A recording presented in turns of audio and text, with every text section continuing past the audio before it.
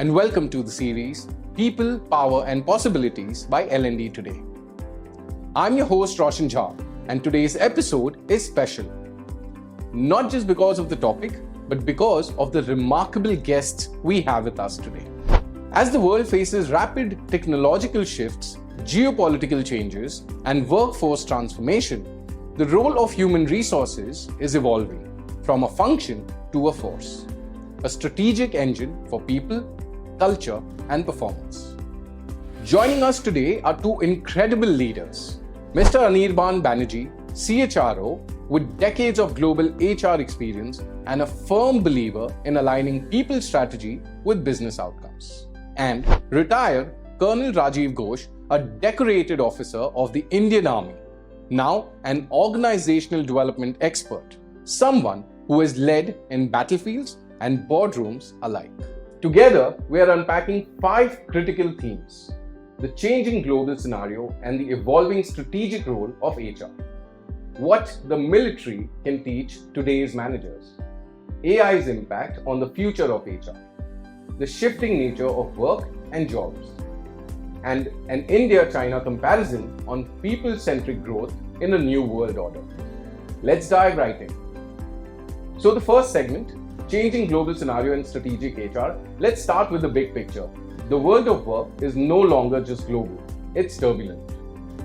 Thank you, Mr. Anirban Banerjee, for sparing your time with us. Thank you so much, Roshan. It's a pleasure being here with Rajiv as well. Mr. Ghosh as well. Thank you for joining us. Thank you. Great. So the question is for you, Mr. Banerjee. In today's volatile global landscape, how do you see the strategic role of HR evolving? I think that HR is going to play or currently playing a very significant role in on every aspect of business, that is the people side of business. Right. See, businesses are driven ultimately by people, what ideas they have, how they can execute it, how they can innovate, how they amalgamate technology into the business, Right. and which has got a very strong impact on the economy. Yes. So that's one segment of it. Other than that also, if you look at the academic research and all that area, it is ultimately what people are able to do or they are not able to do. Right.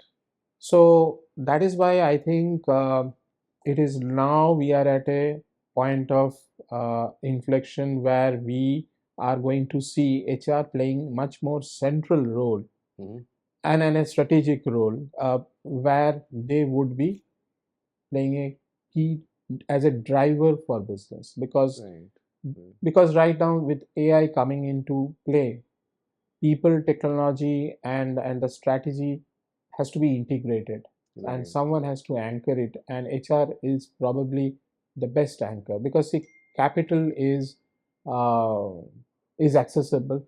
You can access technology also to a great extent. True. But the talent pool that you can develop in a country or in a business is something unique to its own, and that is what is going to determine the strength that you can kind of play around with. Absolutely, absolutely. So what is your take on this?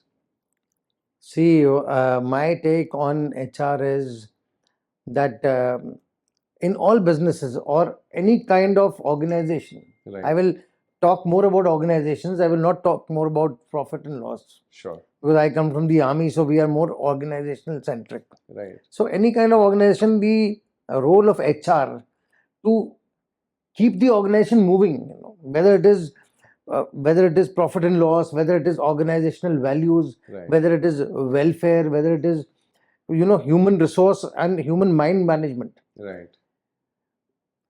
HR's role is tremendous, and the biggest capital for any organization to drive the organization well is the human capital, which is managed by the HR, the bosses, the leaders. True. And like Anirban brought out, capital is not an issue, technology is not an issue. The biggest issue is management of the resource. True. I'll give you a small example. I was reading somewhere that in an organization, the Gen Z, right. the Gen Z guy is a very technologically advanced. They technologically they are very good, True. but emotionally they are not as screwed up as the senior lot. True. The senior management is not technologically very advanced, Right. but their social skills, their negotiation skills, their soft skills are tremendous. True. So it is somewhat matching these two. True.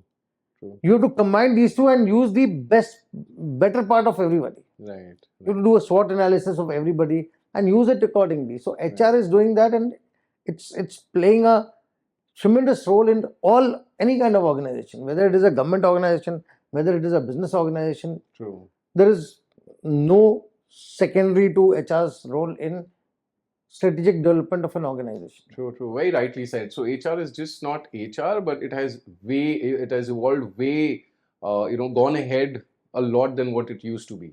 It's a whole new different ball game. Now, to Mr. Banerjee, with geopolitics influencing talent mobility and supply chains, how can HR leaders become more agile and future ready? Yes. Now, I think there are two things which is playing out. One is uh, 20 years back in the Indian context, HR was more of an administrative work. Right. And today, 2025, it has got people from psychology background, from people who have got an understanding of sociology, uh, technology, Right. law, economics. True. So look at the range of subjects that are coming to play and into determining an HR philosophy or a people strategy for a business. Now, as you asked, that the changes that we are seeing, see, if you go look into the Middle East, Saudi is a very big uh, way moving forward into a lot of areas, and they would need a lot of talent. Similarly, in the last decade or so, UAE has also seen the transition, and they are also going to go further into that direction. Right. Southeast Asia, with the changes in the tariff and the changes that we are seeing around the world, a lot of these countries are also going to scale up more. Right. So, what is very important for our policymakers to kind of take into consideration, that how do we make sure that we create the right conditions in India, that we are able to grow talent Right. and retain them over here. True. Right now, we have a problem of a lot of people moving out of the country for opportunities. Right. And so there are parallelly two problems that we have. One is creating the opportunities, and the second part of it is that the people who are coming out of the university, how do we kind of make sure that their skills are relevant to what the industry needs? True. And now this is also a big problem, that what is big, there is a little disconnect when it comes to the academics, what they are imparting as skill, and what the industry is expecting as from Right. the young recruits.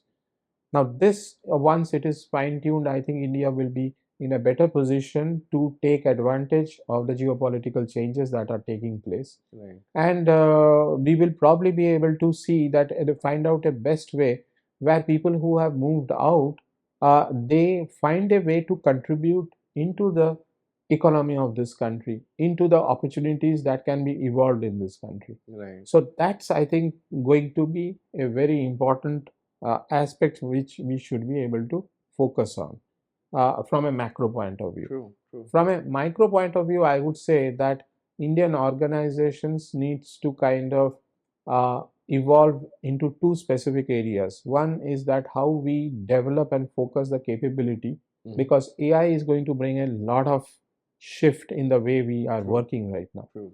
True. And the other one, which Rajiv pointed out, is the social skills. That's very, very important, because ultimately business is driven by trust. And if we are not able to develop meaningful relationship, then the trust will not happen, and you will see always a productivity level, and the growth of the business will never be to its potential expectations. True. True. Interesting. So, keeping the talent, retaining the talent, and nurturing it are the key aspects Yes. of what you said right now. So that also makes me ask, the question is to the both of you. So is HR finally getting a seat at the strategy table, and what does that mean for business outcomes? What I purely mean is HR a part of the board room as well? See, in the previous couple of years, HR has been, re-questioned as HRBP, Yes. So now HR is definitely a part of the boardroom, Right. because all the major decisions, all the business decisions, all the major decisions, HR's role is the most important role. True. Because say you want to expand the business, Right. so you need manpower, Very true. you need resources, you need specialist people. Who gets them? HR gets them. True. You want to retain people. Right. Who does it? HR does it. And how is it retained? By good policies, by imbibing good values, by looking after the employees. Benefits and perks. as well. Benefits and perks. Benefits and perks. True. By looking after the employees. True. Now, during COVID, we had a system of work from home. Yes. So, work from home, the biggest loss was, what? People were forgetting those organizational values. Right. Every organization has got values. Like every family has got values. True. You belong to a family, you must be having some family values. Absolutely. So every organization has got values. But when people were not coming to office, so they were losing values. True. True. Getting up in the morning, getting ready, wearing a proper dress, coming to the office involves a lot of things, and which inculcates a lot of good values. True. True. But you are just doing toothpaste and sitting down and on the computer working the whole day, not interacting with anybody, not understanding the Right. system of your company. So this is how it doesn't work. True. So when a lot of companies came back to the work from office model, a lot of youngsters didn't like it. Right. A lot of youngsters, there was mass resignations and all. But see, when people grow as they age, they understand the importance of these values, and this is what the HR does in the organization, is they make sure that the values are understood and imbibed in people. True. True. So that is why HR is one of the most important facets of any organization. True. True. So you're in the role yourself. We want to know from the horse's mouth, what is the situation there? See, technically, HR probably has come into the boardroom, Right. but how significantly it is able to use the seat on the table Right. is probably something that the HR people will have to ask themselves. And the reason I am saying this is uh, right now, a lot of HR people are very, very focused on a lot of transactional work that the organization, which is part of their role in the organization. Right. But contributing at that level, where part of the board is directly proportional, I would say, to their understanding of the business, Mhm. their understanding of what's happening in the economy, and how the geopolitical space is playing out. So that requires a lot of understanding of other subjects, Right. and which will kind of make it possible. But yes, one change that I would say that two changes that I've seen is HR has come a long way, Right. long way in terms of being as an influencer. Right.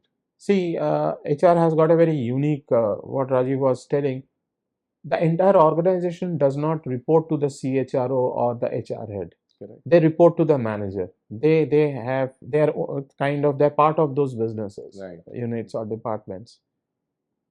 But it is up to the CHRO or the head of the HR to be that pillar, Right. be that person which he or she is able to influence, and that requires a lot of depth on subjects, which is just not merely transactional, because Right.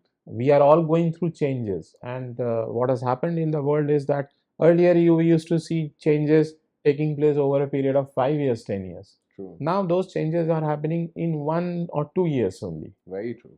Very So they have to kind of be more responsive to what's happening in the world. Right. So I mean, very rightly said, because business is doing business anyways, and HR becomes the people part of the business, which Correct. drives the business. So very Yes, rightly yes. said. So, to you, the question is, sir, how do organizations need to recalibrate their workforce strategies in the face of global uncertainty, from a risk and resilience lens?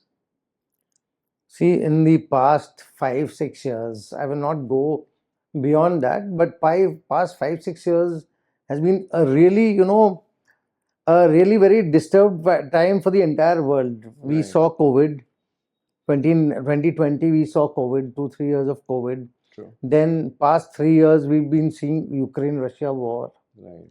Now we are past 2 years, we are seeing Hamas, Israel-Palestine war, Right. and little bit of disturbances here and there. And Indo-Pak tensions it's a perennial problem for past 75 odd years. Absolutely. So the world is going through a lot of churning movement.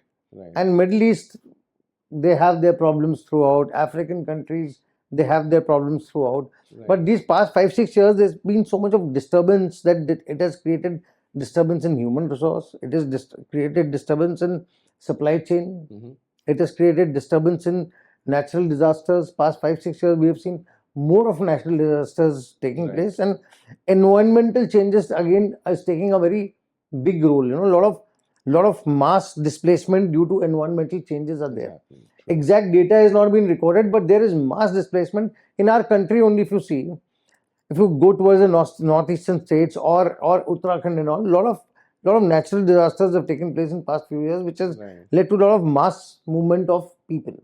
True. So these have created issues as far as employment is concerned, Mhm. as far as industries is concerned.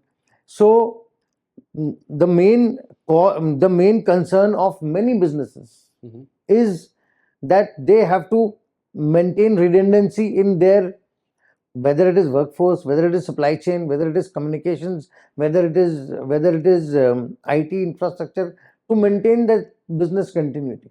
Right. I'll give you a small example. If you have a server room, some big organization has got a server room. Something happens to that server room, enemy action, natural disaster, fire.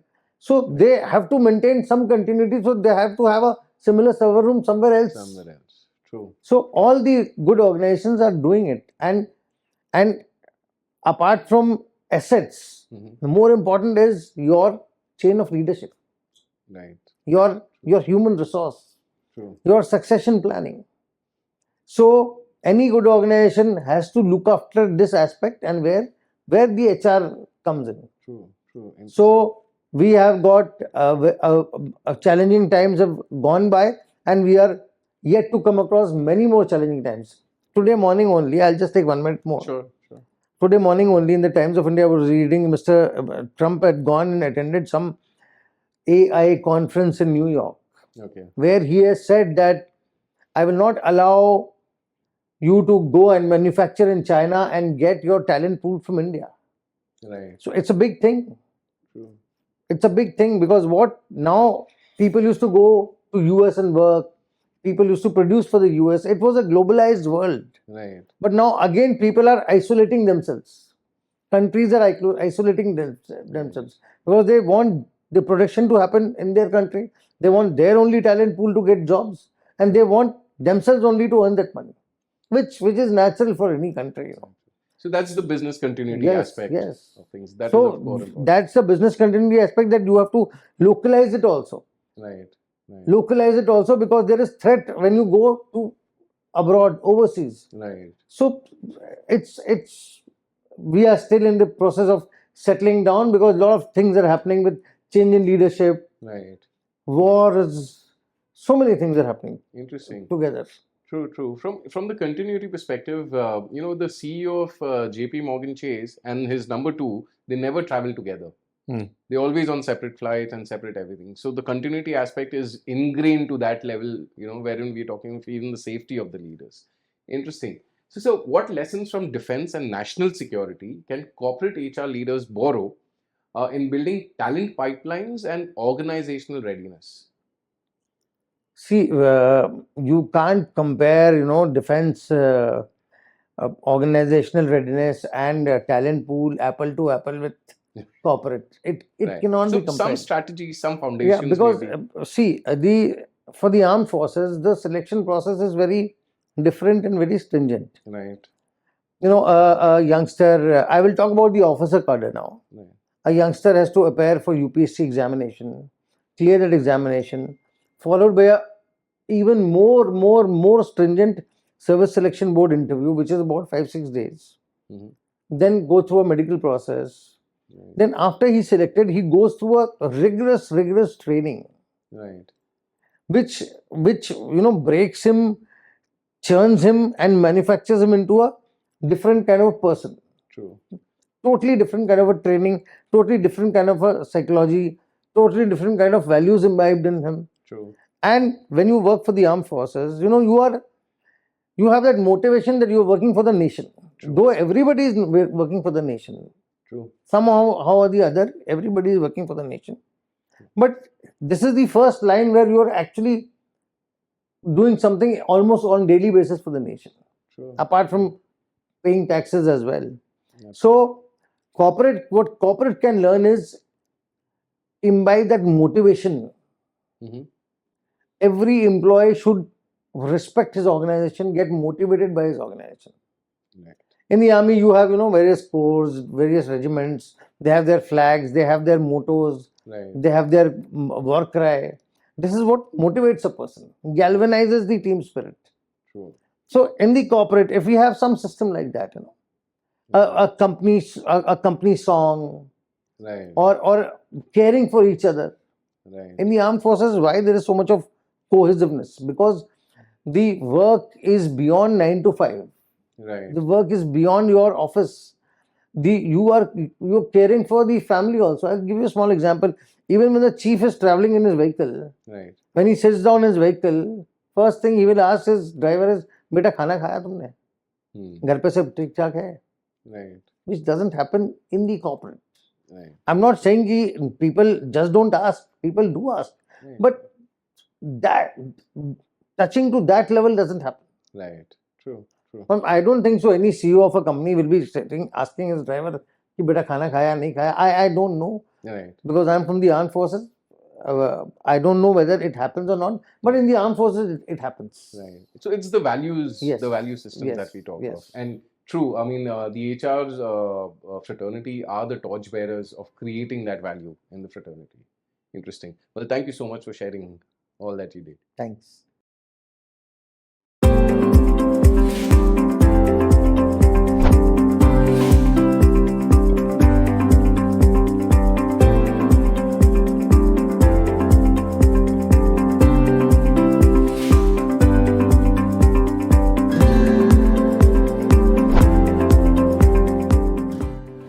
So in this segment, we're talking about lessons from the military for managers. So you've led teams in high stress, high stakes environments. What military principles translate best into business leadership?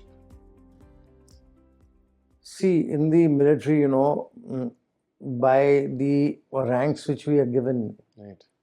that assures us that I'm a commander of certain troops. True. But it is more important to be a leader than being a commander. There's a difference between commander and leader. True. Commander is authority given by the government. Right. Leader is that person is following you because you are you. True. That person is following Rajiv Ghosh Right. because he likes the leadership qualities of Rajiv Ghosh, not because Colonel Rajiv Ghosh is his company commander or battalion commander. Right. So there are two things going parallelly. Right. Firstly, the official capacity, and secondly, the leadership. Right. Now, that man is following me into battle. He's ready to give his life. True. So that at that point of time, it is the leader who matters. Right. It is not the commander who matters. Like, I've been fortunate enough that my unit was there in Kargil War. So as a youngster, as a young officer, I participated in Kargil War. Wow. So I saw that men will follow you blindly if they love you and respect you as a leader. True. And how that respect you command is when you spend more time with them, when you rub shoulders with them, when you train together with them, Right. when they have that faith in you that yes, this guy is good, he can lead us to battle. His mental, see, I belong to the Jat regiment. Right. Physically, as a Bengali, You cannot be stronger than the Jats. They are very strong. Okay. Physically, they are much stronger than anybody else. And men, troops are much stronger than the officers, much stronger physically. Right. They can run faster, they can carry more load, they can at times fire better. Right. But Interesting. what you have upper edge is that you are an officer, you can think more resiliently than them. Your IQ is more than them. You can lead them in hard times, you can motivate them in hard times. Right. And you also have to be physically capable. It is not that, yes, he may be running, 1 kilometer in 3 minutes, but then you have to run that 1 kilometer in at least 3.5 minutes. Right. At least, yes. At least 3.5 minutes. 3.5 is a very, very good example, but say 4.5, 5 minutes. So then they start respecting you. So that is why we have a lot of trainings together, games together, exercises together. You move around together, you eat together, you share your family information together. You are in. You become a family by yourself. Yes. So that is what happens in the army, but which is not possible in corporate, Right. because it is 9 to 5. Then everything has got cost attached to it. True. But yes, like a lot of corporates now have that team building sessions, like off-site visits, Right. casual conversations. Right. This is how you get more associated with your team. And True. as a manager, as a senior leader in the corporate, you must have that empathy. True. Recently in news, in news, there was some employee lost his father, and he wrote to his manager that I've lost my father, and manager did not have any empathy or compassion. Right. Right. That is, any organization will not It's a terrible it scenario. cannot function. True. True. True. So that empathy, that feeling of oneness, that is what will motivate these young people or any employee. Okay, yes, the organization cares for me, I will give back to the organization. True. He will give his life for you if he knows that the organization cares for me. True. True. That is what is required. That takes time. Good organizations have understood this. They have started doing it, Right. started caring for the employees. Right. But so there are some organizations who are cutting corners. True. True. True. But I don't think so that should happen. True. So, what's your take on that? Military principles implementation in the corporate field. Around 15 years back, I had, but I still interact with him, Major General Karnik, who actually played an important role in the process of administrative process of the military. And he Right. told me something very important, and my dad also used to tell me this. What Rajiv mentioned, that in management term we call it an emotional connect. Right. There is one part of it is the transaction, the work part of it. This transactional part of it can only happen if there is an emotional connect. And that's the reason that globally, if you see the research that has been done now, is that organizations were earlier spending millions of dollars in building teams. Right. But without a connect, without going into rapport building between people and creating those platforms where they can connect with each other, it is impossible. Because, and that's the reason I earlier mentioned that sociology, psychology, all this also play a very vital role in evolving people and how they work. Right. The culture of Germany when it comes to engagement is very different than it is in India, and it is completely different in Southeast Asia.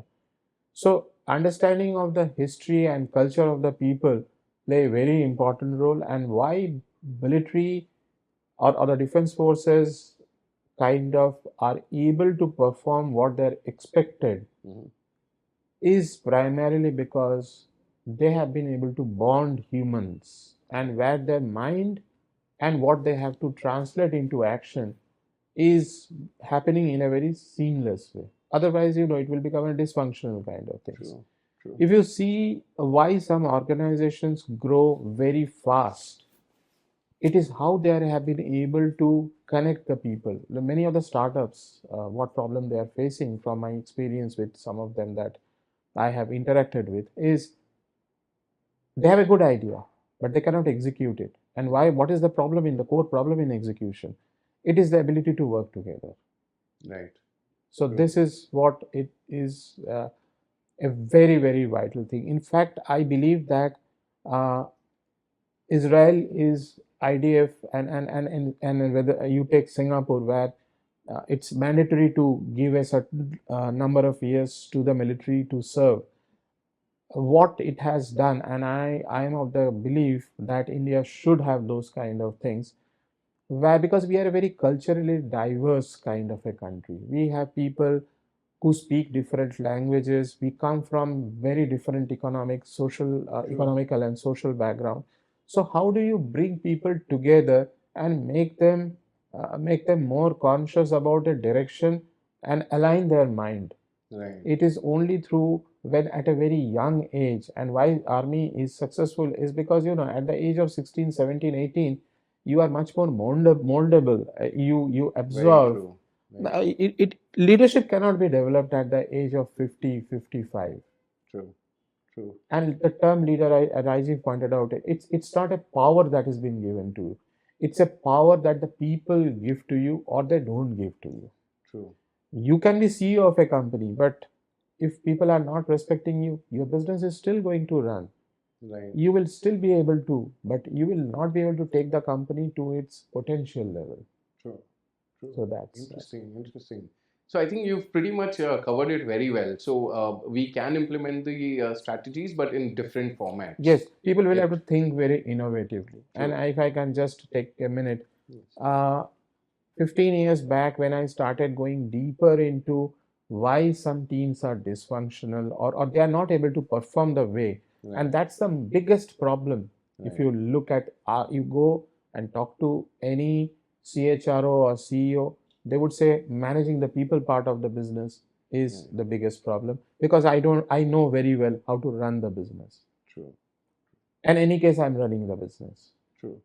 So what is the people part of the problem? The people part of the problem is to make your workforce aligned and to move in a certain direction. Right.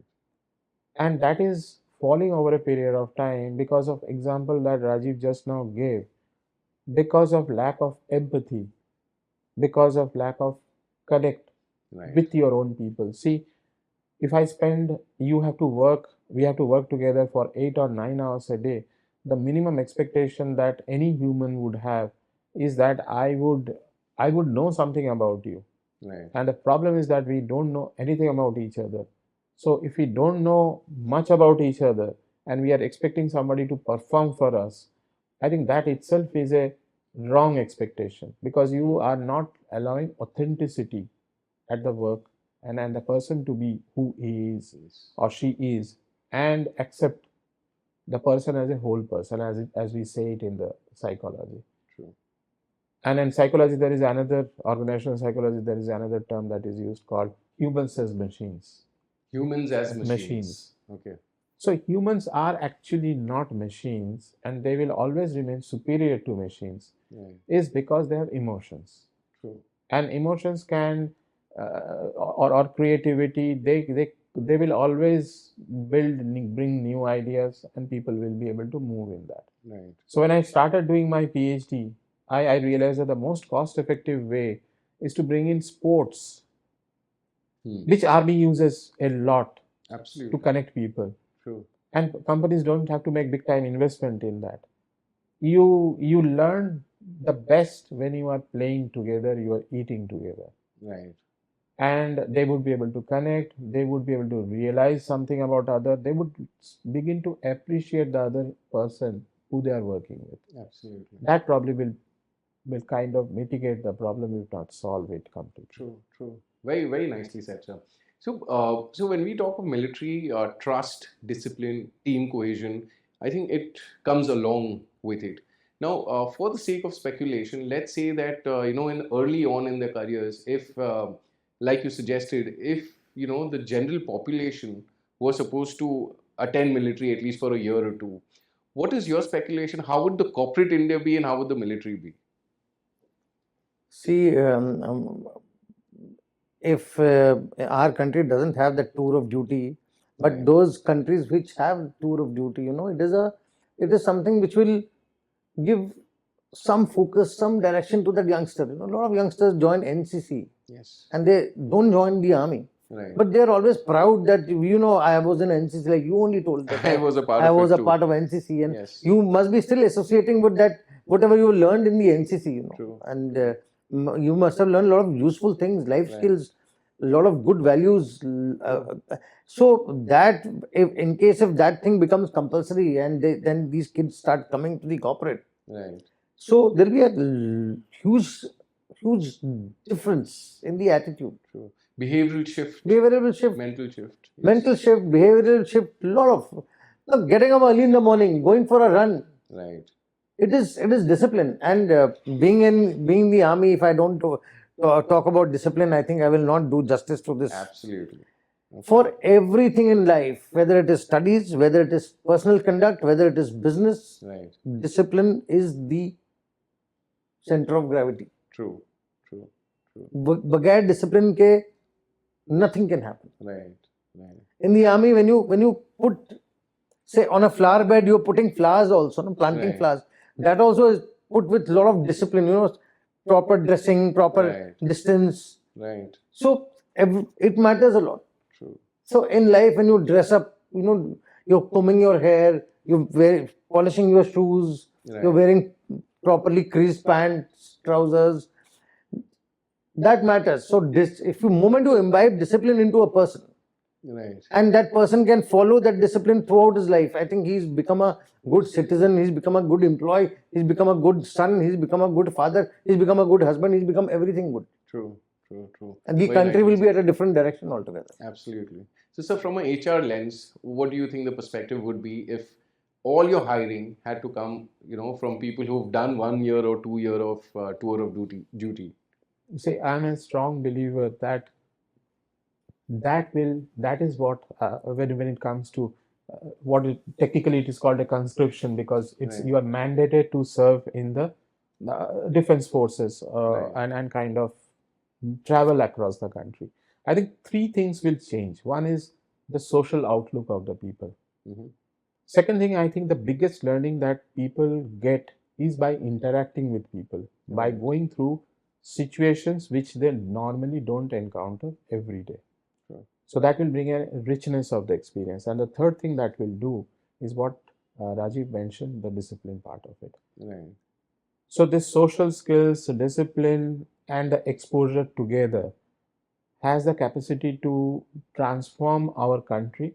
Right. And I would say that very unfortunately, though, a lot of HR people I come across, they feel that people like Rajiv, who has moved out of the defense and joined the corporate, Right. they have this myopic vision is that they can only perform a limited kind of a role because of the background in military. They will not be able to understand a lot of other things, which Right. Right. I feel it's just the other way around.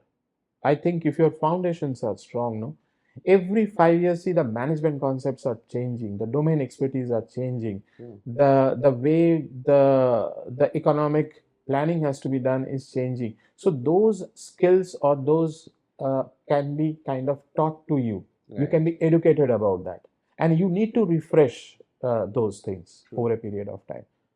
What cannot be changed is the foundation that you have in terms of your social skills, in terms of your ability to kind of work with people. Right. They cannot be kind of imparted. I don't think, coming from an L&D background, that I have come across a situation where organization has been able to make drastic change to people skills Right. among its manager just by training them. So you need to have this kind of the basic skills built at a foundational level, and then brought. And that's the reason I am a very strong believer that India should have, let's make NCC a compulsory thing for the graduation period or engineering or whatever, Right. from 10th onwards and all. And I think children would love that, True. because right now the biggest problem, see, there is no platform to know about your history, your culture.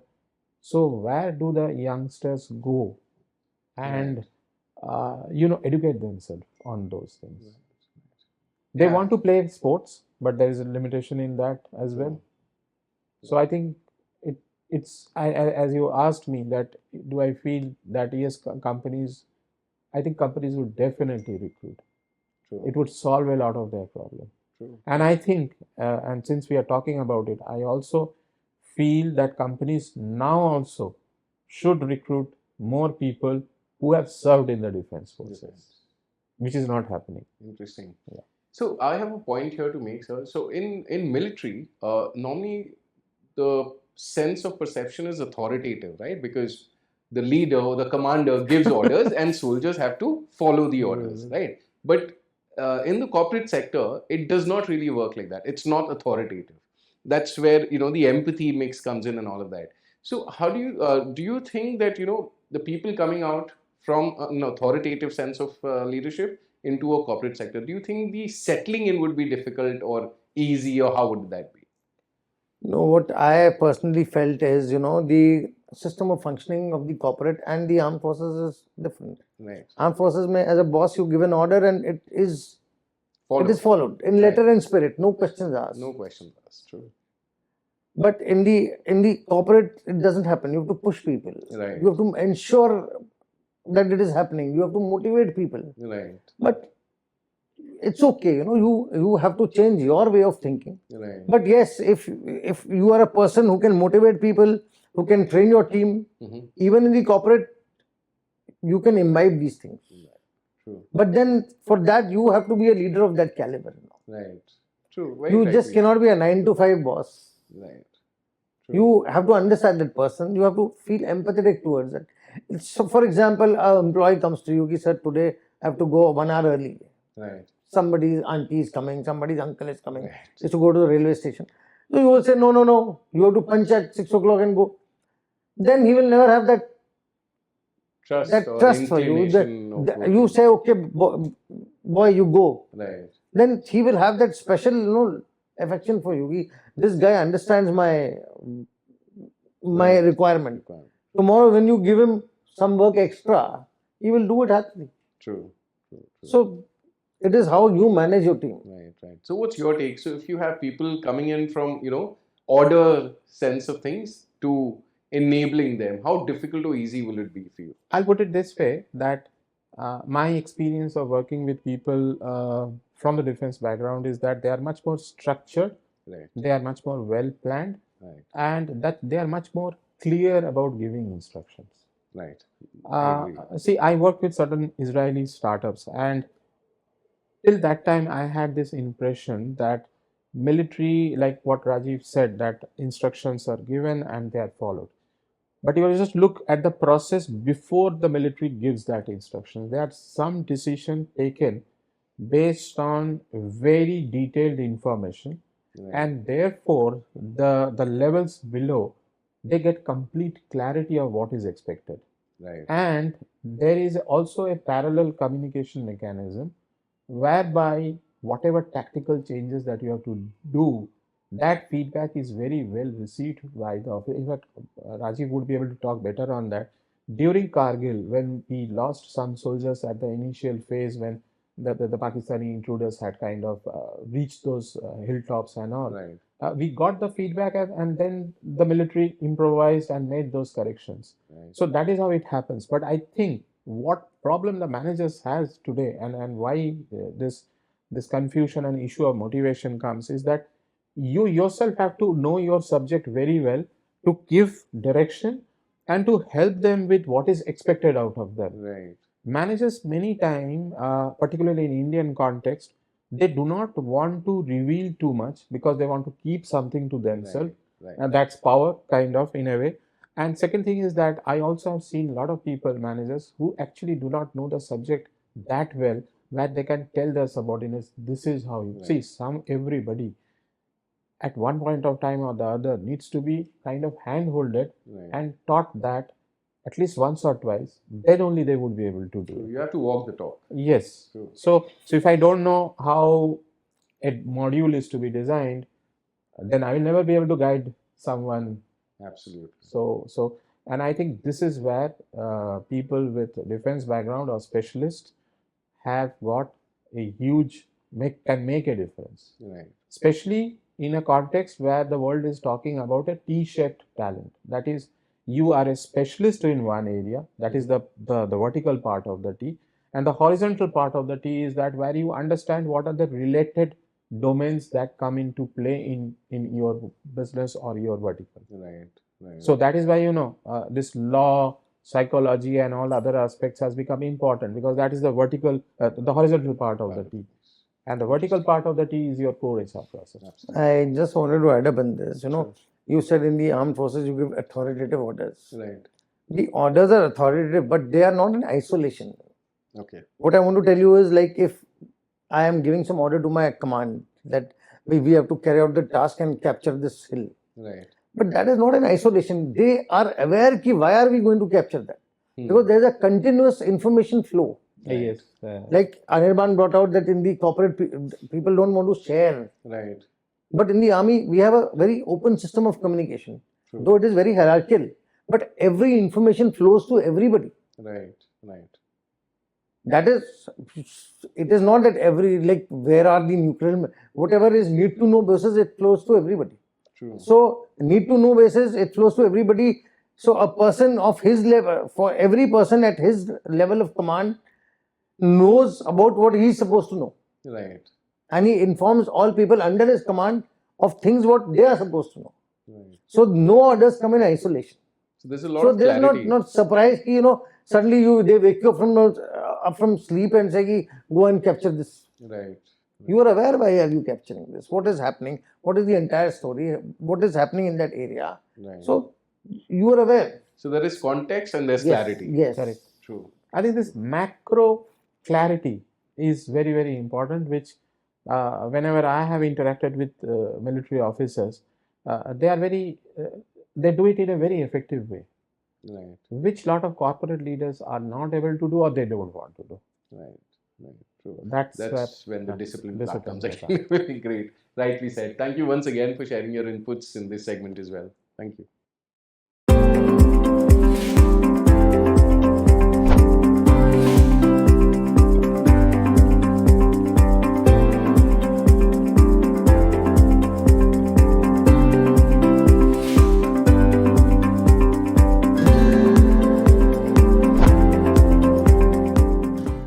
Now, in this segment, we're talking about AI and the evolving HR landscape. So there's a lot of gung-ho about AI from all perspectives. It's literally become a part of our lives. Right. So, Mr. Banerjee, HR tech is also booming. From AI-powered recruitment to predictive analytics, what's the opportunity and what's the caution? Yes. I think the opportunity is huge. At a macro level, I would say this is going to make the world much more a level playing field. Probably we are going to go to the next level of level playing field. Okay. And why I'm saying this is because this is going to bring about a drastic change in the way we operate business. So that will have an implication on the cost. That will have an implication on how we are using our workforce. So with very less workforce, you will be able to do more. Your data analytics will give you much better insights. So that will also probably enhance or should ideally enhance profitability or organizational effectiveness. This will, for the employee point of view or the workforce point of view, is going to make them free, reduce their workload a lot. What they are now currently doing manually or what they have to depend on other sources of information, that will get drastically reduced. So new jobs would get created, new roles would get created in the organization. But in a country like India, where people have limited technical skills, they will have to scale up a lot.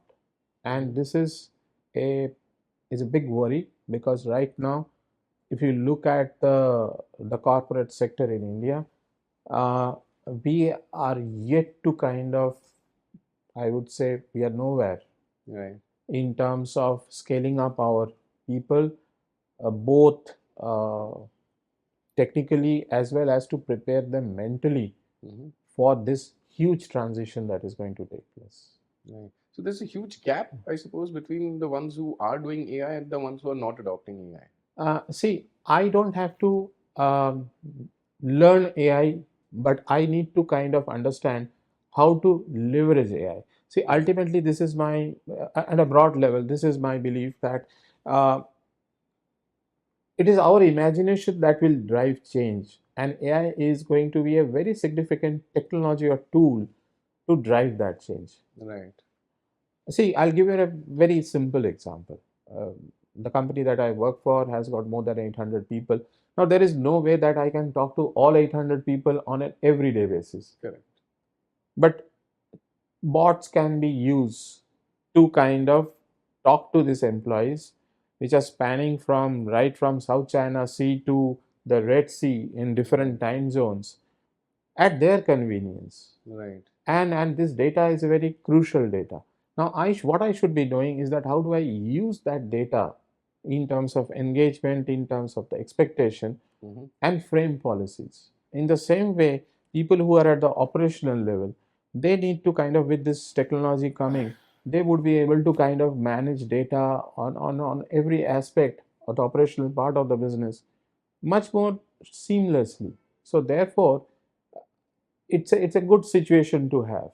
But what is very important is that, and what organizations must ensure, they should not make AI as a excuse to downsize people or to kind of ask people who are more than 40 years of age to go, or to kind of create situations where people are not able to cope up with the change without the right training being given to them.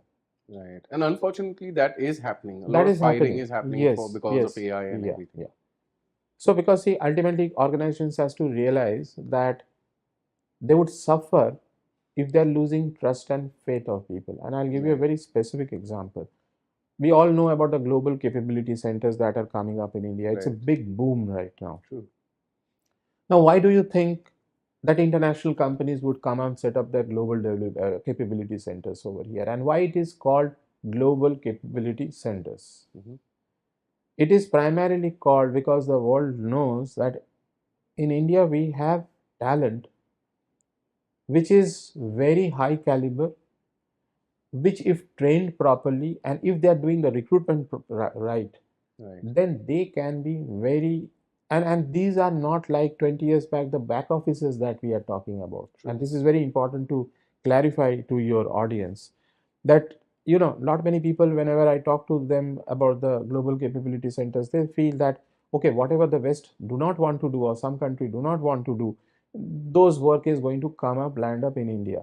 Not necessarily. These are niche skills on which people will work on. True.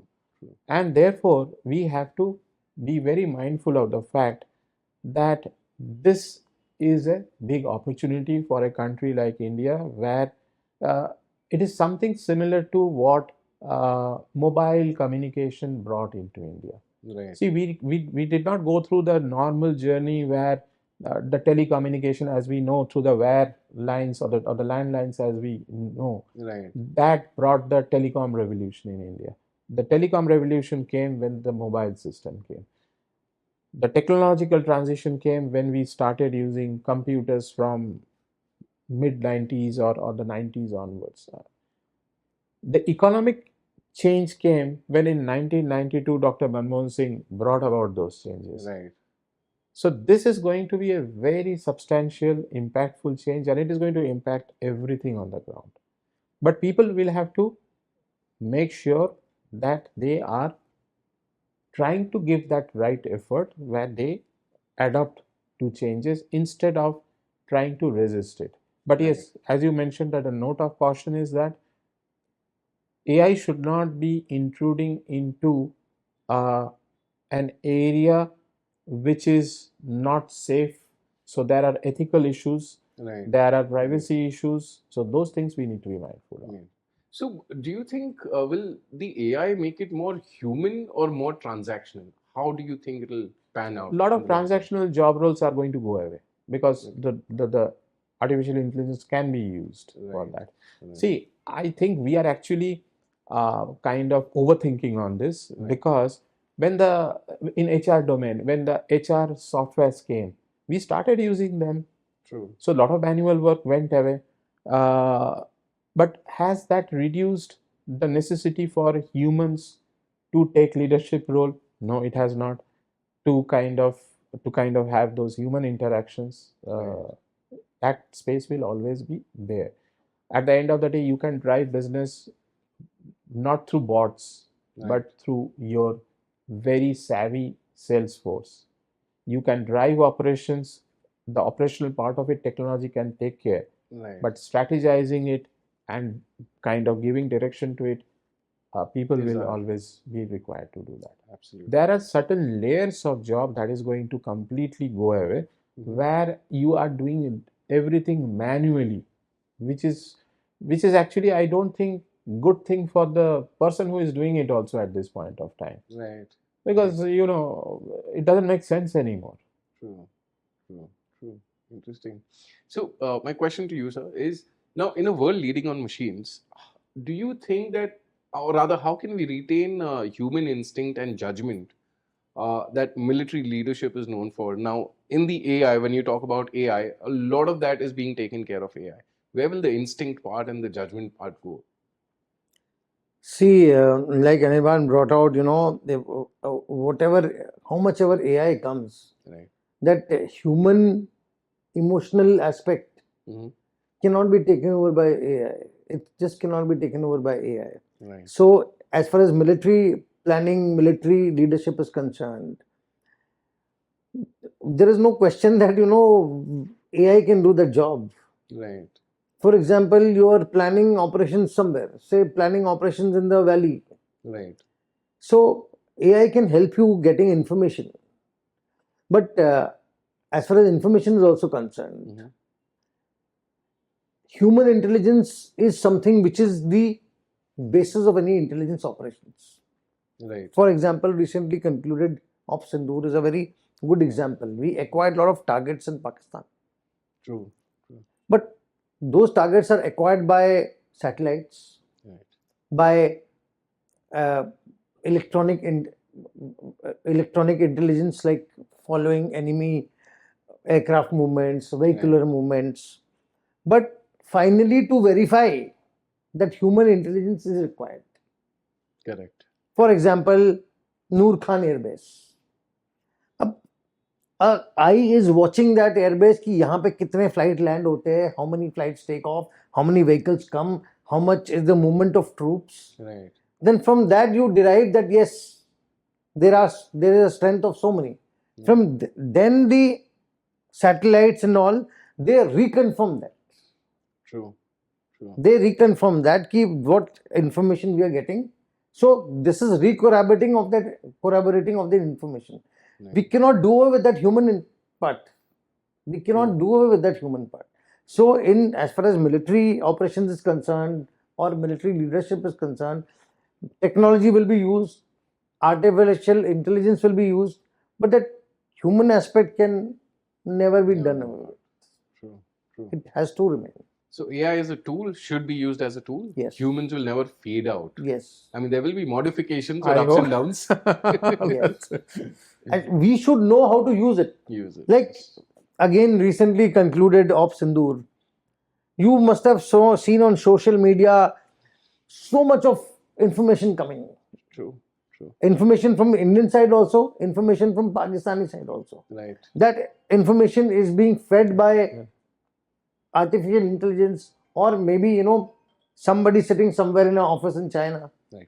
So on social media also you must have seen so much of information coming from Pakistan, coming from China. So many jets have fallen down. Right. But all this information, artificial intelligence generated information, but who's the target? Target is human. Human. They're trying to build a narrative in your mind Right. that Pakistan has won the battle or India has won the battle. True. But ultimate target is human because they are playing with your emotions. So in warfare, whatever intelligence is, whatever AI is used, howsoever, through social media or through other platforms, it is trying to target you because they want to influence your thinking. Right. Right. You want to influence your thinking. Now, I'll just take 1 minute more. Everybody is saying 5 jets have fallen down. Even Trump has said that, India has lost 5 jets. Right. Has anybody seen even a single clipping of any jet crashed? None Even whatsoever. in our country, even there's a taxi accident, you will find 10 videos by the evening. Right. 5 jets falling down in populated areas. True. Not even a single video has come. That's propaganda. I suppose. That's total propaganda to build a narrative. True. So these tools will be used Right. to play with your minds, psychological warfare. True. But the human part is the human part, and come what may, the human brain, human emotions is intelligence. It is not artificial one. Right. Right. So let us continue with our intelligence. Let the AI Do its part. do its part. True. We can only evolve, I suppose. Yes. Well, once again, thank you for sharing exceptional insights into this segment as well.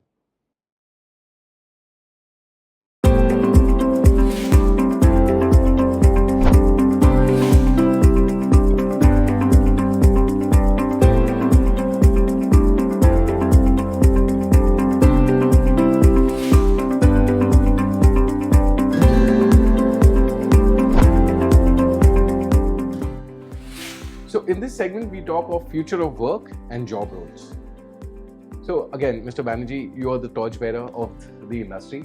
Now, what are some job roles you see disappearing and what new ones are emerging in their place?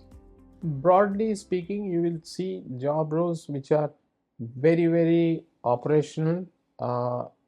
They will start kind of eventually, I won't use the word disappearing, but transitioning into new upgraded roles, which Right. will be where you will be using a technological platform, whether it is AI or some other software. And probably the banking sector is going to see the biggest impact of it. Any data processing unit will also see some impact. Okay.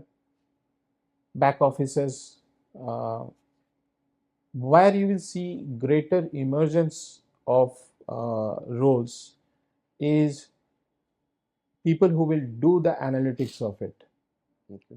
And I feel that you are going to see a huge shift or new roles coming up in spaces where there is a scope for enhancing your customer outreach, building hardcore real relationships, and the very same way you will see that what you can do probably with the employee, like not many organizations are now using AI as a tool to get data about what problems people are facing in the work life, Right. and they are bringing in counselors to address those problems. So this counselor role was not there earlier, but I think with the technology now, this volume of data that is coming into, people have been able to make use of it. So that is how probably you will see the changes coming in. So now, while these changes are coming in, the upskilling and reskilling also become important, right? So how can HR design long-term journeys instead of the short-term, programs or the initiatives that we take? Yes. See, primarily the Indian workforce is all in the 30s and 40s now. So the strength that we have is that we have a fairly good understanding of the work that we do, the domains, that is Right. whatever functions we work into. So identifying how technology can help us should not be a difficult part. But then there are, as you mentioned, what kind of training. One part of the training is a technical training, that how do you use technology, you become much more conversant with it. Right. And the other part of it is to do with the behavioral part of it, that how do you react to the such kind of changes, how prepared you are to kind of use that. See, I'll give you an example. Chat GPT can be used to write something or to draft something, but you will always kind of need to have real content, real ideas in your mind to draft something. Right. So this is exactly what is going to happen now, that the technology would be the layer 2 of being as a supporting role to what a individual may not be able to do humanly in 8 hours. So part of that task will go.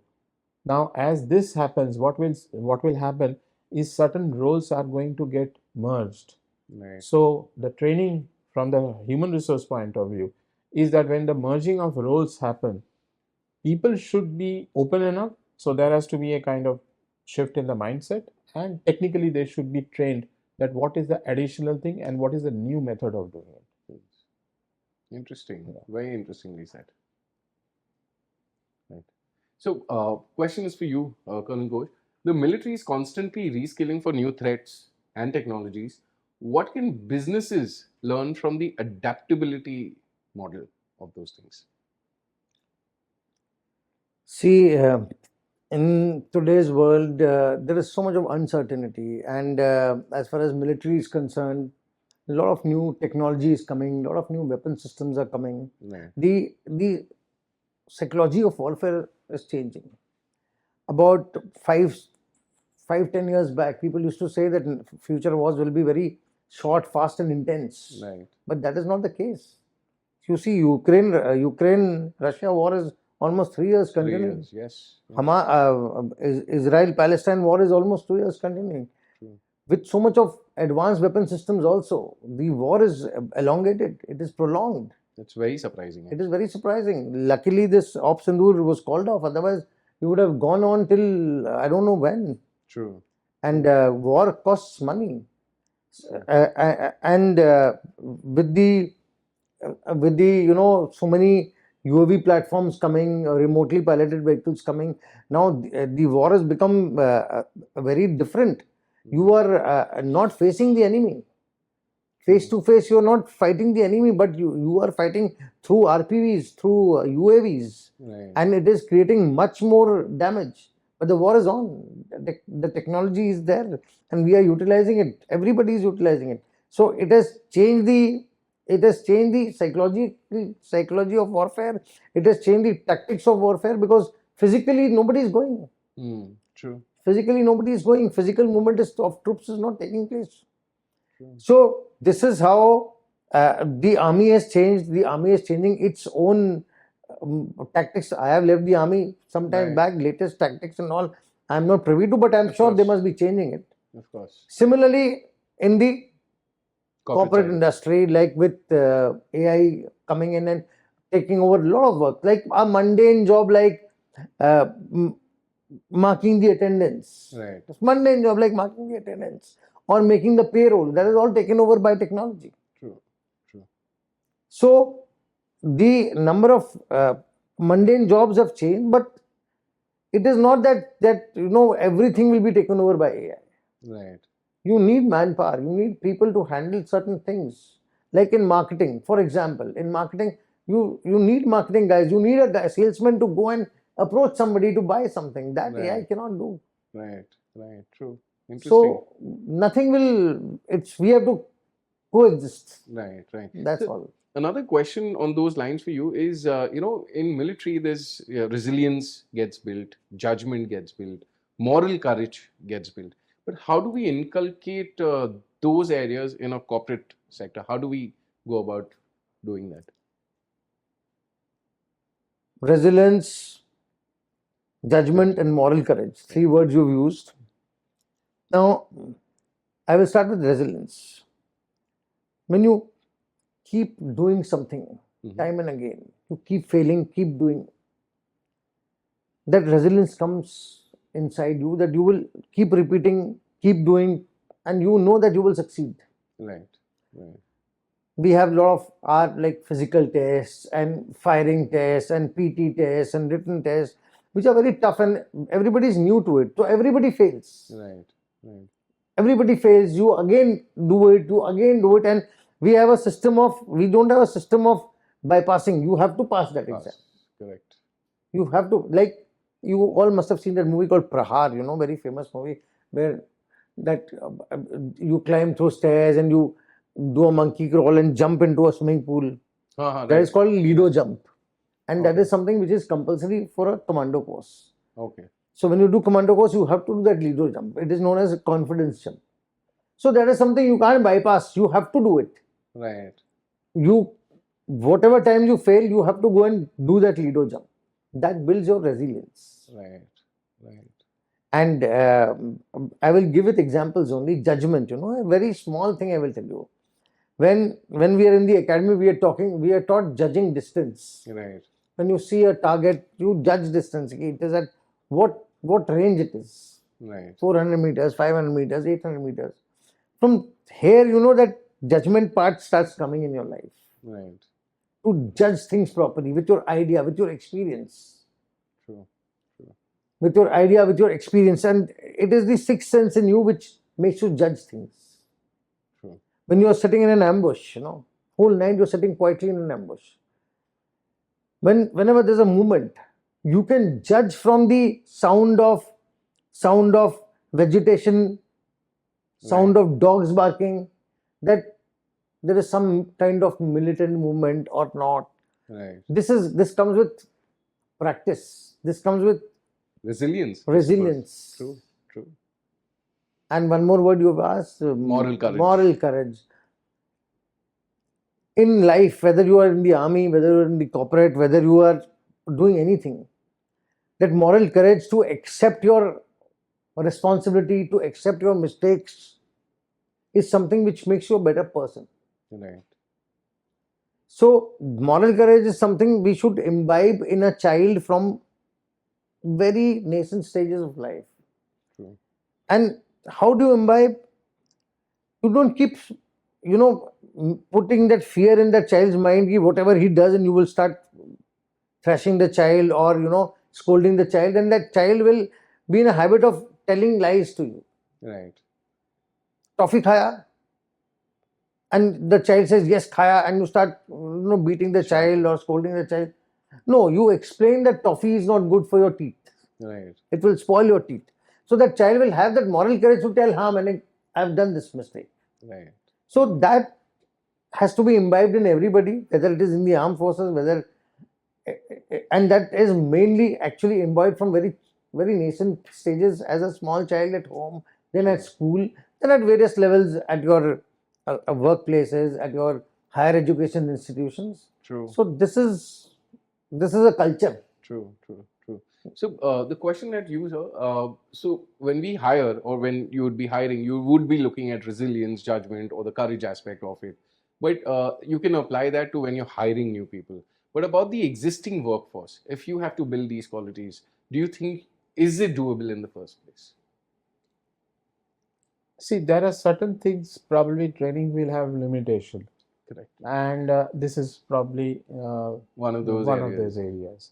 What you need to do, and now I'm making an extreme statement, is probably I think moral courage and all these things Right. are very foundational core human belief, part of the belief system. True. If there is something that is lacking on such fundamental basics like ethical behavior and all, I am of the opinion that organization should take very drastic action and remove those people, because uh, my experience in the last decade or so has been uh, people who are not the right fit to be part of a system, if you continue with them, they will do more damage to the system Right. than bringing any value to the system. Right. And sometimes we are in this dilemma that they how do we take such a drastic action on someone? Right. uh, but we have to, and this is something very, very important in a country like India, where you have a younger demography Mm-hmm. who are actually, we may not realize that, but we are being observed at every moment, Mm-hmm. that what our actions are, Right. and whether we have the moral courage to do what we are expected to do. Only then we can claim ourselves to be leaders, and And I think one of the things that defense forces has is that probably they compromise on everything, but they never compromise on integrity. Right. True. That's a no-go completely. Well, thank you once again for sharing that bit.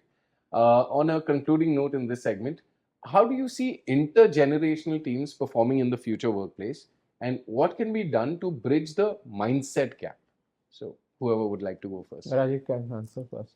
In my first section, I had told the same thing, I'll repeat it, Yes. that any organization, if you go and see the senior lot, Right. they're not very technology savvy and all. There are still people who, a very senior level people who take out a printout, change the Right. draft with hand, Yes. and I give it. still see Yeah, that happening today. it happens. And you see the Gen Z people, the way they handle the gadgets. Like I see my daughter, when I can't handle my mobile, I give it to her, Right. and she does it. So they are inborn talent, True. So we have to amalgamate this. Right. Now the Gen Z people, they are very tech savvy, but they are not. The social skills are not very good because they are very secluded. Their whole day in their, gizmos. Right. They're busy with their gizmos, chatting with somebody. But when it comes to social skills, and past 5-6 years, COVID and all, that made them, they have made them more Limit shy. COVID. Yeah. True. So their social skills are less, negotiation skills are less, Yes. which the senior lot has. Yes. So this is how you amalgamate, and we can learn from each other. True. True. We Very can rightly learn said. from each other, and the age of learning never comes to an end. Absolutely. So if I am a senior level guy, I don't know how to use a gadget or how to use technology. I maybe I learned Chat GPT from my daughter. Right. True. True. But how to interact with people, how to negotiate with people, how to go out and talk to people, how to be more social. My daughter learns from me. So this is how we amalgamate and learn from each other. And the world is beautiful. Absolutely. What's your take on it, sir? Yes, I think primarily, see, at every point of time in history, different generations have worked together. Right. Because this is a continuous process, it's part of the nature. True. And now also we are going through kind of our generation, the generation who are younger to us, and we have to work with people who are older to us. Right.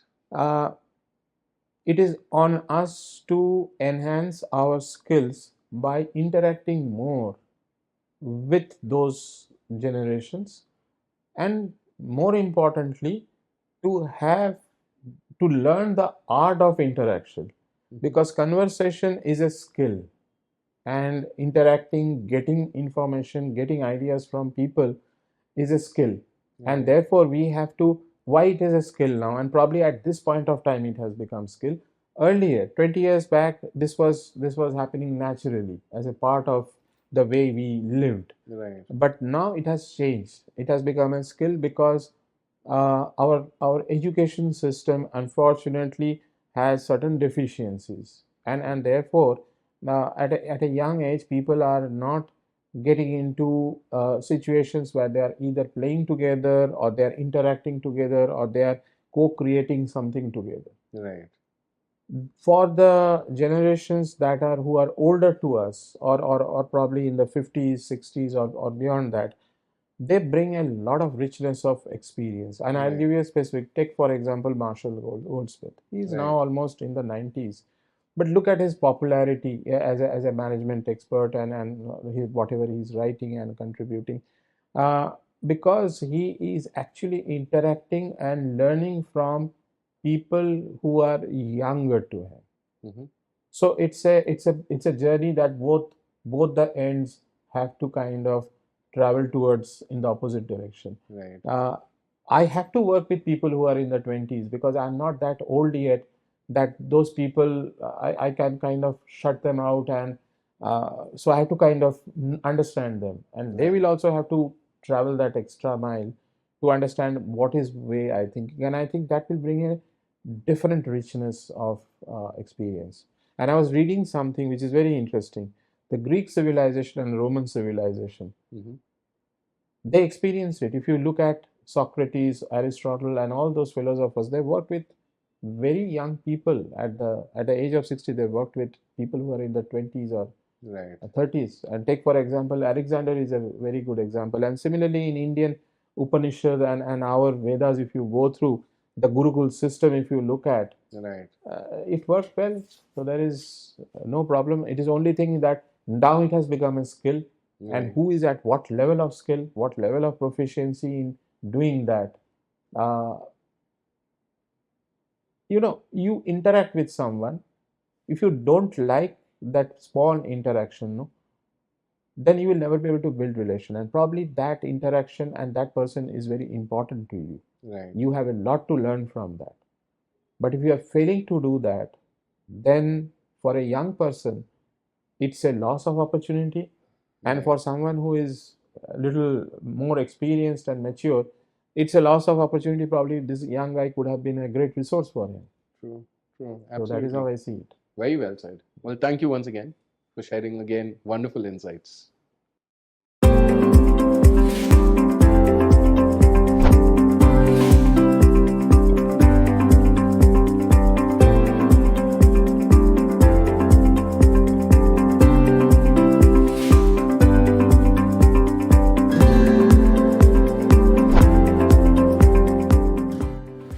Okay, now a very interesting piece in this segment wherein we are talking of China versus India, people-centric growth in the new world order. So things have changed, countries have evolved, China is at a different pace, we are at a different pace altogether. So leading on, China has built scale through efficiency and centralization. India is leaning toward democratic innovation and people-first growth. Which model holds more promise for the future in comparison to China and India? See, China is one country which has planned things 50 years ahead of any other country, whether it is US, whether it is India, whether it is Russia, Right. whether it is Germany. Now, China has made a network of, say, supply chain or equipment or manufacturing or anything Right. across the entire world. Right. They have spread like a spider web. You go to any industry, you will find Chinese equipment. Right. You go to any place, you will find something or the other Chinese technology, True. True. or you will find Chinese people. Right. Now, in US also, there are various universities and various sectors where you will find Chinese citizens. Maybe they have become US citizens, but they are Chinese. Right. Right. They have become US citizens, but they are Chinese. True. And the system of China is very different from any other country. Mm. Even if you are US citizen, you are somehow linked to China. Right. You can't say no to the orders of China. Okay. That's interesting. It is an unwritten law. You cannot say no. Like some Indian citizen is settled in US and no more Indian citizen, we don't have any influence of that person. Correct. But here they have. How they have, it's a different question altogether. Right. So the Chinese have spread like a spider web all over the world. Right. Yes, our Indian context is that we have realized this for the past 15-20 years, and we have started taking steps. Right. Like whether it is education, whether it is industrial growth, whether it is make in India or made in India initiative, that yes, we should start manufacturing our own equipment. Right. I was working in a port. My first corporate job was in a port. Mm-hmm. So all those cranes, huge cranes you see in a port, Right. Yes. the entire technology is Chinese. I mean, Anirban, Right. Correct. Right. they used to be Chinese engineers to come and repair those cranes. So this is just a small example I'm giving. Right. There are many industries which are totally Chinese heavy. So if the world wants to say that we will get rid of China, no, that is not happening in the immediate future. Right. So, Maybe but we compare China to India. So China is leading through centralization, through Yes. focused, through scale and efficiency. Yes. But India is more on a democratic version of things, right? Right. So talking about China being everywhere, like you said. So they've progressed to where they are today because of centralization, because of scale, because of efficiency. Whereas India is on a democratic, has a democratic way of doing things. So if I have to ask you, why is India not there where China is? What would your take be on that? See, India is not there where China is today, but it is not that we can't reach there. Of course, of course. We are on the path. We are moving towards being the third largest economy. We've already become fourth largest, and we are getting focused. We are moving towards that direction, and we are getting there because we have started a lot of manufacturing units Right. in our country. A lot of new manufacturing units are coming. Like a lot of semiconductor industries are coming. A lot of automobile industries are coming. Right. Now the thing is that our manufacturing is that we are not manufacturing all the parts. We are assembling them. They are Right. coming from various countries, most of all China. So we are yet to reach that level that everything is made in India. Right. It is not assembled. It will not happen in one day. It may take 15, 20, 30 years. Right. But we are focused and we are moving towards that. Yes, now, and the thing is that our growth is a democratic growth. Correct. People-centric growth, because in a democracy, it's people first. Right. It is not the country first. Country is always first. Right. But parallelly, the people are also first. True. You can't, have the dictatorship. Right. So, like in places like China, if you want to open an industry, so to acquire land is not an issue. Right. But in India, if you want to open an industry, so acquisition of land itself is a problem. True. True. You want to start a dam, acquisition of land itself is a problem. You want to make a road, acquisition of land itself is a problem. Because you just can't say ki yahan se the road will go from here.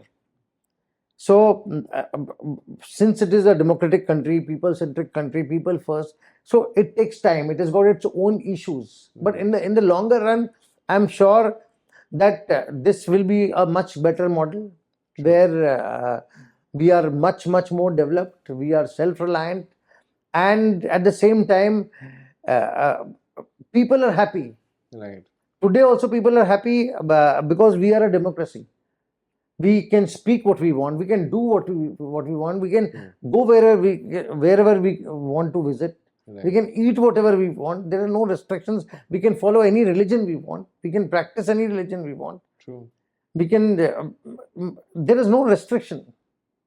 Whereas in China, during COVID, again I will say, a lot of videos had leaked of various doctors, giving their testimony regarding how the virus was spread from Wuhan lab and all, and then those voices were quenched, and a lot of doubts were there when the data of people dying in China was revealed. That number of mobile subscribers had suddenly gone down, right, because of the number of deaths which were never revealed to the world.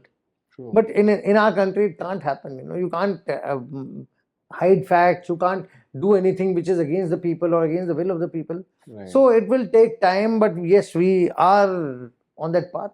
True. And we'll reach there. Very maybe good another answer. 20-25 years. Absolutely. Very good answer, sir. So what do you think, sir? What must India focus on in terms of people policy, education and employment to win the global talent game? Yes, I think one of the things that we can talk very proudly about is our institutions that we have in the country, which is ultimately driven by the people, whether Right. it is space research, whether it is into, see, when we became independent, we have to understand there was not even a needle Absolutely. that we produced. From there, whether it is the Tata Group or various other corporates, various other organizations which donated land. I come from the state of Gujarat, where Vikram Sarabhai and his family donated land on which you have IIM Ahmedabad, the Space Application Center. Interesting. So people have actually kind of over a period of time contributed to that. Even before that, if you look at India has a very rich legacy of its royal families contributing enormously to education. True. Uh, Take, for example, Shantiniketan University. I Mhm. don't think anything like that exists in Asia. There are institutions like that in Europe and America, but not at least in other countries. Right. And this was done by Rabindranath Tagore with help of the Maharaja of Tripura and Manipur. And a lot of people probably don't know those kings actually. The Maharani of Tripura sold her jewelries to contribute to that. Right. So Right. this is something which is very unique. Uh, so we have a very rich foundation of human resource. Mhm. Whether it is Nalanda and Takshashila as university, there are other seven other well-known universities. So we had that. What happened is that during the colonial period and before that, during the wars and invasions of the medieval period, we much of it got destroyed. So now Right. we have to revive that. And I think post independence, gradually we are moving in that direction Mhm.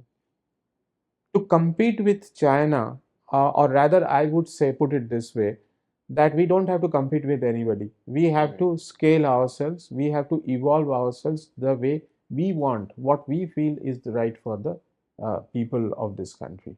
And what are the three things that is most important thing? We should have a very robust education system which is accessible to all, Mhm. which does not discriminate based on economic status of that person, because Right. not everybody can afford every kind of education.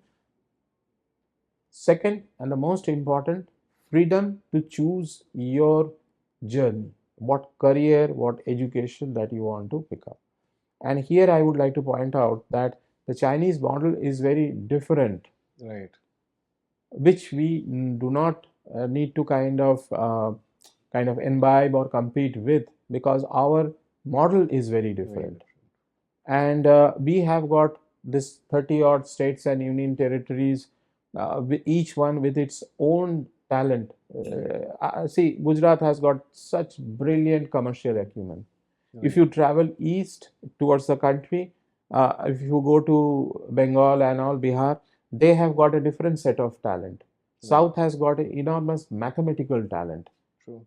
Okay, now lot many people, the northern side of India, they have talent which is to do with the external marketing and communicating with your clients. Those Right. skills are there.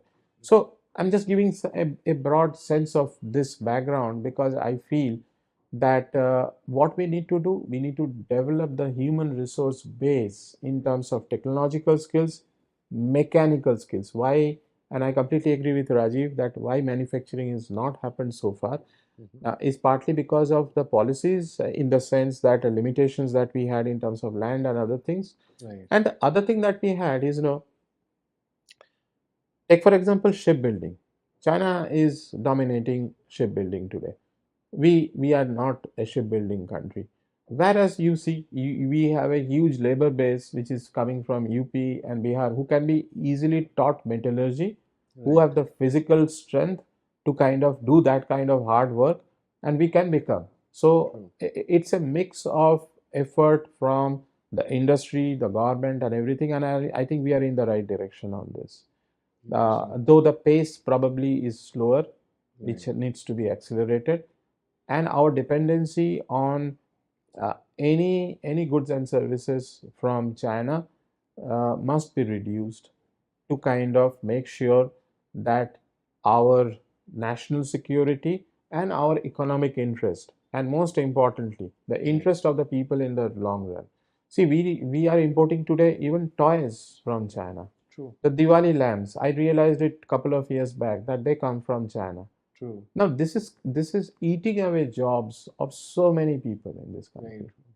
So once this is done, probably we will be able to, and we also need to have a certain amount of pride to buy goods and services which are Indian. Indeed. Many countries when I have traveled, I've seen the Indian cars on the road. Right. So they are good cars. True. but we still probably want to buy something cheaper, or we want to kind of feel that something made abroad is probably technically better, which is not always the case. Right. So we also have to change, as a consumer, we have to change our mindset. And as far as the HR part of it goes, I think uh, Indian organizations need to focus deeply on capacity building in terms of what people can do, what new businesses that they can go into. And I think one thing that needs to kind of focused on is that we need to look beyond our country and expand outside the country. Right. And we need to make the people of that country uh, to kind of have a better engagement with them. True. There are close to 1 million Indians in America. There are so many entrepreneurs over there. There should be a kind of a process where people who have started their organizations over there, they get to collaborate with the Indian entrepreneurs and do Right. something around that. We can have a sovereign fund for the startups to jointly work with, collab with startups in Israel, Germany, or for that matter, any other country. Right. So there are multiple things that can be done, Yeah. and some of them are kind of directly to do with how we build capability so that we are able to do all those. So that makes me ask you a question: is Indian talent and on the global platform at risk, or is the perception wrong, or is the perception right? Where are we in that? No, I think if you look at the PW study, which is Right. a very kind of a worldwide accepted, Indian professionals are very highly respected. Right. Okay. Okay.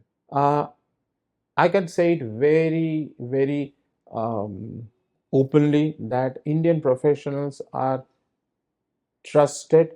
Mhm. And since we, as Rajiv mentioned, that we come from a country which is much more democratic, and kind of we are very transparent about our system, people do not have any inhibition.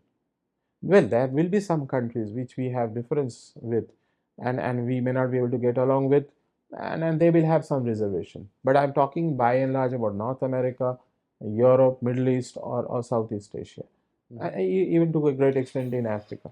So I don't think there is any threat. What has happened in the last couple of years probably is that what you probably are referring to is a little bit of a disturbance and dissonance around a section of Indians misbehaving or something like that. But I think this is a part of the process of evolving as we try to learn ways of the other country, and they kind of understand something about us. But yes, there is definitely a need to address those issues as well. Right. Rightly said. Any view on that, Bitsa? See, I would support Anirban, like small incidents like recently on the social media. You must have seen that one Indian woman had gone to US and stolen some things, and that is blown out of proportion. Right. No, it can be done by anybody. True. It Just can India be done got by highlighted. anybody. Shoplifting is done by Americans also. Right. More so, actually. Yeah, so just a case of shoplifting, one individual, that is that individualistic trait. She must be doing it in India also. So that has got nothing to do with Indians. Right. Ki all Indians are shoplifters, no. Right. Right. Well, can US give it in writing that none of the US people are ever caught in shoplifting in their country? Sure. So these are small incidents blown out of proportion, and since we are arriving there. We are arriving there. We are almost there. We are the fourth largest economy, and we're going to be third largest. So there are a lot of forces which are not liking it, Right. So anything which can get the Indian name down is most welcome to be shown on the social media. And these days, any small incident happening, it can be sent all over the world within seconds. True. So these are negligible incidents just to get our name down, but we are a very powerful and a well growing country, and it is not only in words. We are actually there. We're actually almost there, and prosperity is coming in our country, and we are the going to be we are not going to be we are well known in the entire world. Our clout is there, and let us maintain that, and as well as remain humble as well in the world scenario, so that we are respected, which we have already gained. You're excellent in that. We are humble at the end I of would the just day. like to add what Rajiv used the word humble. I think why this is being Indians are being talked about. Right. There are two things I would like to point out. I think it is more within India that we are talking about what Indians are doing wrong in the Right. West. The West actually is behaving at it or dealing with it in a very sensible way. Okay. This is my take on that. And the second part of it is that, uh, and why it is being talked about now, is the generation that traveled in the 80s and 90s, the standards that they created over there Right. is so high that many times I have heard my American friends and British friends telling that probably after the Irish and the Jews, it is the Indians who have done so well. They Right. have created such examples in their country. True. And so when our youngsters go down and they see Indian kids behaving or Indian people behaving differently, why it is shocking for them is because they have a very high opinion about us. And I think this is something that Rajiv used the word humble. We need to Right. address this so that our reputation remains intact. True, true. So, very rightly said. Great perspectives into this section. India is at a very good stage right now. It's only preparing to go further and further with good governance, and we have leaders like you who are also contributing in shaping, the industry in its own way. So, thank you, Mr. Banerjee. Thank you, Mr. Ghosh, for Thank you. sharing your valuable and great insights in this podcast that we shot right now. Thank you, Thank you, Roshan. It Roshan. was Thank you. Thank you. wonderful. Right.